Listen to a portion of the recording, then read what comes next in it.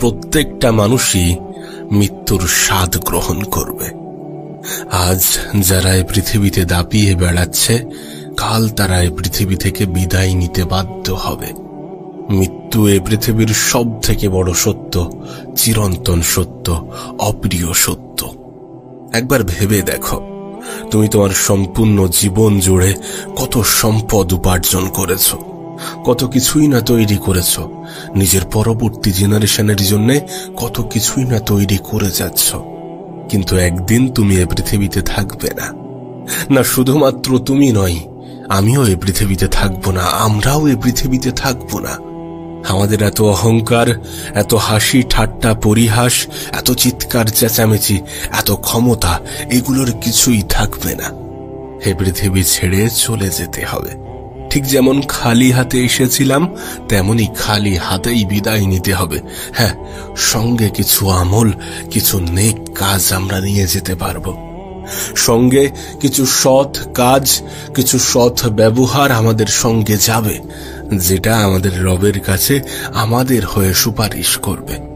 আর হয়তোবা আমরা মানতে চাইব না, কিন্তু একটা কঠিন দিনও আমাদের জীবনে আসবে, যেদিন আমাদের রবের কাছে আমাদের সমস্ত কিছুর কৈফিয়াত দিতে হবে। রব যদি আমাকে প্রভাবশালী বানাই, তাহলে সেই প্রভাব আমি কোথায় কাজে লাগিয়েছি? রব যদি আমাকে সম্পদশালী বানাই, তাহলে সেই সম্পদ আমি কোথায় কাজে লাগিয়েছি? রব যদি আমাকে প্রচুর অর্থ দিয়ে থাকে, তাহলে সেই অর্থ আমি কোথায় কাজে লাগিয়েছি? এই সমস্ত প্রশ্ন হয়তোবা আমাদেরকে করা হবে। বুকে হাত রেখে একবার ভাবার চেষ্টা করি, আমরা কি সেই মুহূর্তের জন্য নিজেকে প্রস্তুত করতে পেরেছি, নিজেকে প্রস্তুত রেখেছি? এ পৃথিবীতে আমরা এমন ভাবে জীবনযাপন করি যেন মনে হয় আমরা কখনোই এ পৃথিবী থেকে বিদায় নেব না, যেন মনে হয় আমরা কখনোই মৃত্যুবরণ করব না।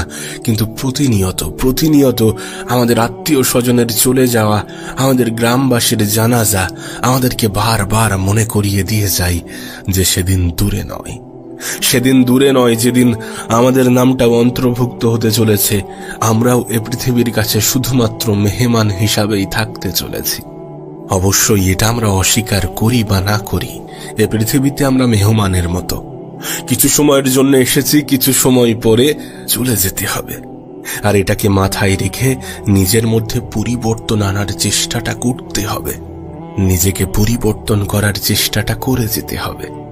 দুনিয়ার লোভ, দুনিয়ার নেশা, সম্পদ বাড়ানোর এ প্রতিযোগিতায় আমরা গা ভাসাতে গিয়ে যেন আখেরাতকে না ভুলে যাই।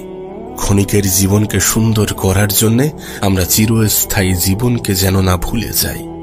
মৃত্যু আমাদের জীবনে আসবেই, আর মৃত্যুর পরবর্তী জীবন, মৃত্যুর আগে আমরা কেমন ভাবে কাটাচ্ছি সেটার উপরে ডিপেন্ড করছে, সেটার উপরে নির্ভর করছে।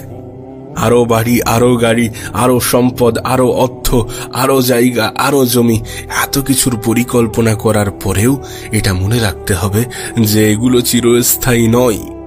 আজ আমাদের সাথে থাকছে, আগামীকাল আমাদের সাথে থাকবে না। একটা সময় পরে এগুলো পৃথিবীতেই থেকে যাবে, কিন্তু আমাদের অবস্থানটা অন্য কোথাও হবে, এবং সেই স্থান, সেই জায়গাটা আমাদের পক্ষেও হতে পারে যদি আমরা এই পৃথিবীতে রবের জন্য কিছু করার চেষ্টা করি।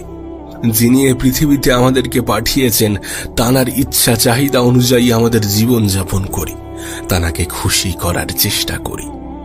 বিশ্বাস করো, আমরা এ পৃথিবীতে যেমন ভাবে জীবন যাপন করছি সেটা মনে হয় না কখনো গ্রহণযোগ্য হবে।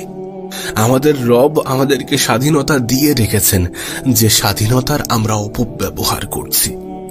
আমি বলছি না দুনিয়াকে ভুলে যাও, আমি বলছি না এই পৃথিবীকে সম্পূর্ণরূপে ভুলে যাও, কিন্তু একবার আখেরাতকেও তো স্মরণ করো, একবার মৃত্যুর পরবর্তী জীবনের কথাও তো মনে করো।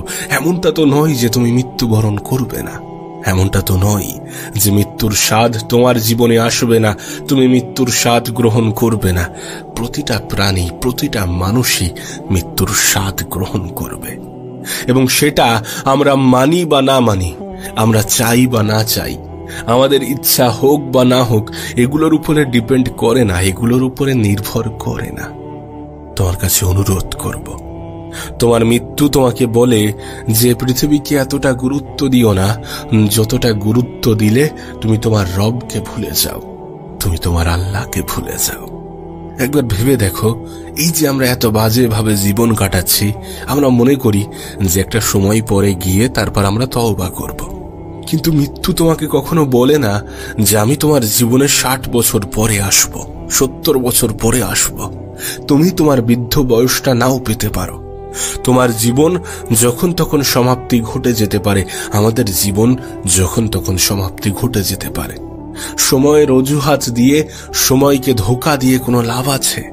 পৃথিবীর সকল খারাপ কাজগুলোকে নিয়ে যদি আমরা এই পৃথিবী থেকে বিদায় নিই, যদি আমরা তওবা না করেই, যদি আমরা অতীতের জীবনের জন্য রবের কাছে ক্ষমা না চেয়েই এই পৃথিবী থেকে বিদায় নিই, তাহলে পৃথিবীর পরিচালকের সামনে কি আমরা দাঁড়াতে পারবো? আমাদের সৃষ্টিকর্তার সামনে গিয়ে কি আমরা কখনো দাঁড়াতে পারবো? তুমি জানো না মৃত্যু কত কিছুর প্রমাণ। আমরা এটা বোঝার চেষ্টা করি না যে মৃত্যু কত কিছুর প্রমাণ। মৃত্যু কত কিছুকে ইঙ্গিত করে। মৃত্যু আমাদেরকে প্রমাণ দেয়, আমাদেরকে বোঝায়, আমাদেরকে ইঙ্গিত দেয় যে পৃথিবীর জীবনটা চিরস্থায়ী নয়। তোমার কি মনে হয় যে পৃথিবীতে সমস্ত কিছু এমনি এমনি হয়? যদি এমনটা মনে না হয়ে থাকে, তাহলে তোমার কি মনে হয় যে এত বড় মহাবিশ্ব, এই যে সৌরজগৎ, এই যে পৃথিবী, এগুলোও তো কারো দ্বারা সৃষ্টি হয়েছে? এক সৃষ্টিকর্তার অস্তিত্ব তো আছে, কোনো এক স্রষ্টাই তো আমাদেরকে পৃথিবীতে পাঠিয়েছেন। আর যদি এই সমস্ত কিছু তুমি স্বীকার করে থাকো, তাহলে কেন ভুলে যাবে? কেন ভুলে যাবে এ বিষয়টা যে একদিন আমাদেরকে উপরওয়ালার সম্মুখে দাঁড়াতে হবে? আর সেই পরিস্থিতিতে এমনটা যেন না হয়ে যায় যে তিনি আমাদেরকে প্রশ্ন করছেন আর আমাদের কাছে কোনো উত্তর নেই। দেখো, এমনটা নয় যে তিনি তোমাকে ক্ষমা করবেন না, এমনটা নয় যে তিনি অত্যন্ত কঠোর। তিনি অনেক অনেক বেশি দয়ালু, তিনি অনেক অনেক বেশি ক্ষমাশীল। তুমি ক্ষমা তো চেয়ে দেখো, তুমি তার শরণাপন্ন হয়ে তো দেখো, তুমি তওবা তো করে দেখো, তুমি তোমার খারাপ কাজগুলো ছেড়ে দিয়ে ভালো পথে ফিরে এসে তো দেখো। হ্যাঁ, আমি সেই ভালো কাজগুলোর কথা বলছি যেগুলো তোমার রবের সামনে তোমাকে সম্মানিত করবে, যে কাজের দ্বারা তোমার রব, তোমার আল্লাহ অনেক অনেক অনেক বেশি খুশি হয়ে যাবে। আমরা এই পৃথিবীতে এমন ভাবে জীবন কাটাচ্ছি, আমাদেরকে পরীক্ষা নিলে আমরা পাশ করতে পারবো না। তাই আল্লাহকে খুশি করার চেষ্টা করতে হবে, যাতে তিনি খুশি হয়ে আমাদের পরীক্ষাটা না নেন। তাই আল্লাহকে খুশি করতে হবে যাতে তিনি খুশি হয়ে আমাদেরকে তিনি ক্ষমা করে দেন। আর আমাদেরকেও বলেন যে যাও, আমার রহমতে জান্নাতে চলে যাও।